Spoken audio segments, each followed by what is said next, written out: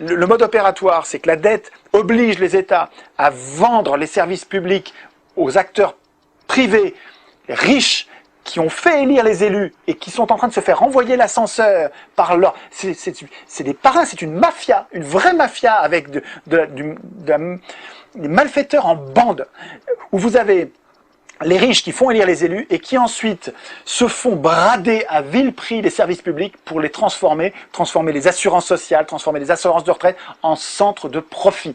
Si l'État reste en charge de la gestion et de l'entretien du réseau, depuis 1994, une vingtaine de compagnies privées ou publiques se partagent le marché du rail, avec des débuts désastreux.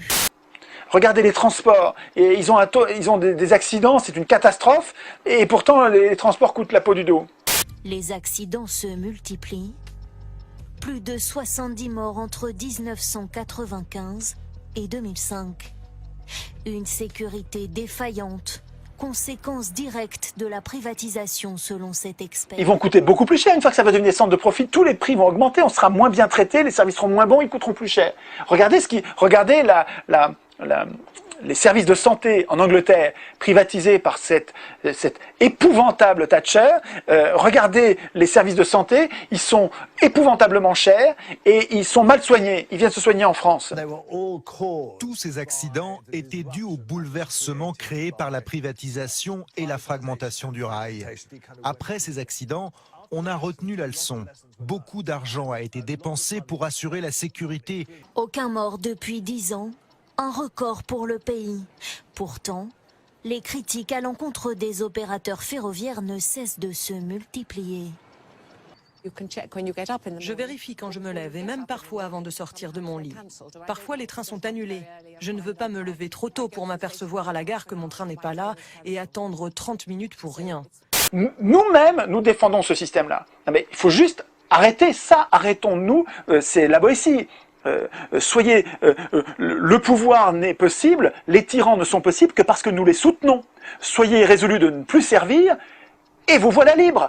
Des retards fréquents, des suppressions de trains et d'effectifs de personnel en gare, et surtout, un coût exorbitant pour voyager. L'année dernière, les prix des billets ont augmenté de 3%. Chaque mois, cette conseillère financière débourse l'équivalent de 300 € pour son abonnement.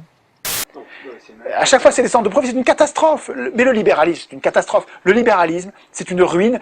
Il n'y a pas d'exemple d'État qui a appliqué le libéralisme, qui se soit enrichi ou qui a amélioré sa situation. À chaque fois, c'est une catastrophe sur tous les registres.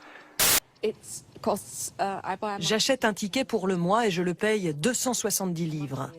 Ça fait plusieurs années que j'emprunte cette ligne. Avant, ça coûtait 90 livres par mois, mais ça, c'était il y a longtemps. C'est révoltant, ça mériterait une révolte violente, parce que c'est une vraie violence qu'on nous fait, une violence sociale que nous font nos élus en nous trahissant au dernier degré. Les Britanniques dépensent en moyenne 6 fois plus que les autres Européens pour emprunter le train. Alors outre-Manche, certains vont jusqu'à réclamer la renationalisation du chemin de fer. Ça ne marche pas, c'est une idéologie de riches pour se goinfrer le temps qu'on applique ces recettes, et après la crise on s'en fout, on est riche.